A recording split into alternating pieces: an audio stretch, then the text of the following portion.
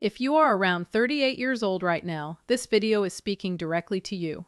Not to the version of you that is still figuring things out, not to the younger version scrolling through financial content for the first time. To you, right now, at the exact age where the financial decisions you make, not the salary you earn, will determine whether the second half of your working life is one of compounding progress or compounding regret. You probably make more money now than you ever have. Maybe that number feels impressive when you say it out loud. Maybe it also feels somehow inadequate the moment you look at your actual bank account. You are carrying the weight of a mortgage, maybe a car payment or two, a family schedule that never fully slows down, and somewhere behind all of it, a low-grade anxiety about whether you are actually on track for the future. Most people at 38 have some version of this feeling. They are not failing, but they are not entirely sure they are winning either. Here is what I want you to understand about where you are right now. 38 is not middle of the road. It is not a neutral checkpoint. It is a financial hinge point, one of the most important inflection years in your entire money life. Get the habits right from here forward, and the math of compounding works powerfully in your favor for the next 27 years. Get them wrong, or worse, get complacent because the income feels comfortable and the very success you are experiencing right now becomes the thing that quietly prevents the wealth you deserve to have. This is a bigger truth than most people this age ever hear clearly. Your financial habits at 38 predict your retirement outcome more accurately than your paycheck does. And today I want to show you exactly why, with real data, real numbers, and a real plan. Let me show you where most Americans your age actually stand financially, because the data tells a story that most people find either uncomfortable or deeply validating, depending on where they sit. According to the Federal Reserve's Survey of Consumer Finances, a nationally representative study conducted every 3 years to measure American household financial health, the median retirement account balance for Americans between the ages of 35 and 44 is approximately $45,000. The mean, which gets inflated by the very wealthy, is significantly higher. But the median tells the real story of what a typical American at your life stage actually has saved. Financial planning research generally suggests that by their late 30s, Americans who are on a healthy retirement trajectory should ideally have saved somewhere between 1 and 2 times their annual salary in investable retirement assets, depending on when they plan to retire and what income they expect to need. For someone earning $75,000 annually, that benchmark range suggests somewhere between $75,000 and $150,000 in retirement accounts by age 38. The median American is well below that range. But here is the part that directly supports the title of this video, and it is the finding that most people never see. When researchers break down retirement wealth by income bracket rather than age, something striking appears. The spread in wealth outcomes within the same income bracket is enormous. Two people earning the same salary, say $80,000 a year, can have retirement savings that differ by hundreds of thousands of dollars. The variable that most powerfully explains that divergence is not the income itself, it is behavior. It is the consistent habits around savings rate, investment discipline, and spending choices that separate people earning identical incomes into dramatically different financial futures. Salary matters. Of course it does. But salary alone is not the engine of wealth. It is the fuel. The habits are the engine. And an engine without fuel still does not go anywhere, but fuel without an engine is just a puddle. Now let me show you why 38 specifically is such a critical window, because the math is not subtle here. If you are 38 today and you plan to retire at 65, you have 27 years of potential investment growth ahead of you. 27 years of compounding at a historically reasonable long-term average return of 7% annually, roughly what diversified index funds have delivered on an inflation-adjusted basis over long historical periods. Every dollar you invest today will grow to approximately $6.20 by the time you reach 65. Every single dollar, 6 times its current value, just from consistent market participation over 27 years. Now think about what that same dollar does if you wait 10 years to invest it, starting at 48 instead of 38. At 65, you would only have 17 years of compounding remaining. That same dollar at 7% for 17 years grows to approximately $3.10. You have cut the productive life of your money nearly in half simply by delaying the habit of investing by 1 decade. And this is where the salary versus habits argument becomes impossible to dismiss. Imagine two people. One earns $68,000 a year and has developed the habit of saving and investing 14% of their income, about $800 a month, beginning right now at 38. The other earns $95,000 a year, but has never quite built the consistent investment habit. They contribute just enough to get half the employer match on their 401k plan, which works out to about $350 a month in total invested. The person with lower income but stronger habits is investing more than twice as much each month as the person with significantly higher income. And over 27 years, the difference in outcomes is not marginal, it is staggering. Let me show you exactly what this looks like through two real people. Meet Kevin. Kevin is 38 years old. He works in technical project management and earns $72,000 a year. He is not a high earner by modern standards. He drives a 4-year-old car he paid cash for, lives in a home with a manageable mortgage, and has no outstanding consumer debt. Over the past several years, he built one core financial habit. He automatically invests $900 every month into a combination of his 401k and a Roth individual retirement account. The moment each paycheck arrives, he does not think about it anymore. It is automated and invisible. At 38, his investment accounts total approximately $80,000. Now meet Nicole. Nicole is also 38. She is a senior account director at a marketing firm and earns $98,000 a year. She has received 3 promotions in the past 5 years, and with each one, her lifestyle expanded to match. She drives a $45,000 car she is still financing. Her house is larger than she needs. She subscribes to services she has forgotten to cancel.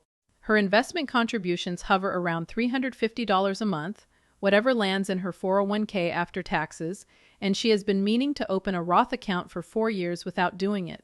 Her total retirement savings at 38 is approximately $52,000, despite earning 36% more than Kevin. Track both of them forward 27 years. Kevin's $900 a month, invested consistently at a 7% average annual return, grows to approximately $860,000 from those contributions alone.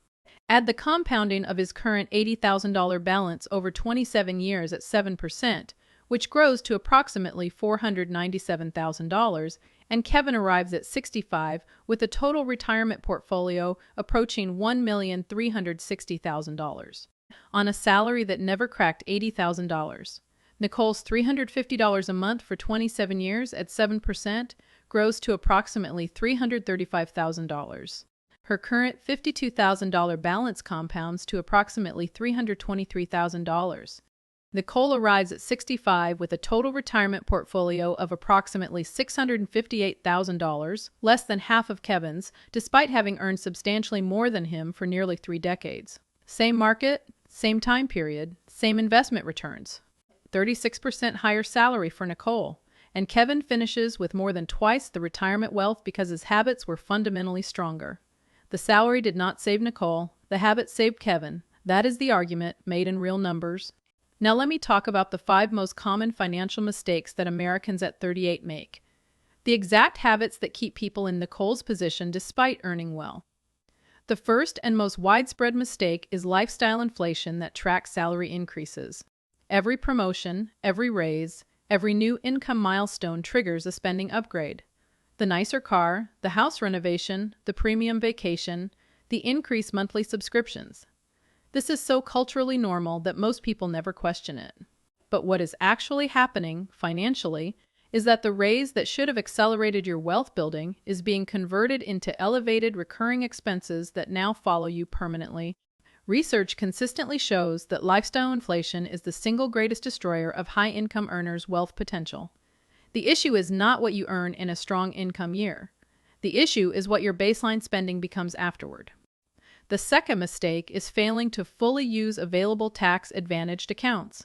At 38, you are likely past the income levels where certain deductions phase out and firmly in the years of peak tax burden. The Internal Revenue Service, the IRS, offers legally protected investment structures specifically designed to reduce that burden. In 2025, you can contribute up to $23,500 annually to a 401k plan and up to $7,000 to a Roth individual retirement account. Most Americans at this age contribute far less than these limits. Even maxing the employer match, but stopping there, means leaving the most powerful compounding vehicles dramatically underfunded during the precise years when every dollar you invest has the most time to work.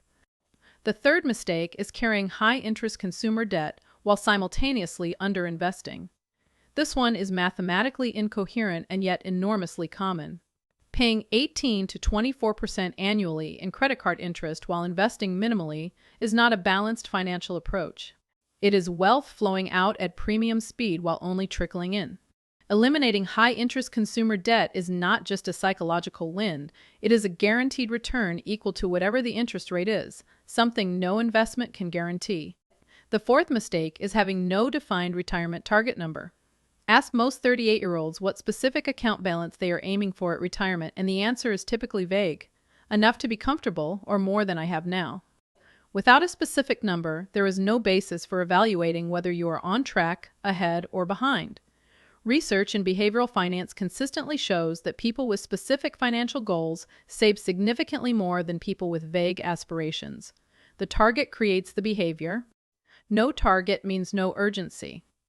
The fifth mistake, and arguably the most expensive, is the perpetual delay, the belief that meaningful saving will begin when circumstances improve. When the kids are older, when the car is paid off, when the next raise comes through. Studies of this pattern show that it is essentially permanent for people who adopt it. The circumstances that justify delay are replaced by new circumstances that justify further delay. And each year of delay at 38 is a year of compounding that can never be recovered.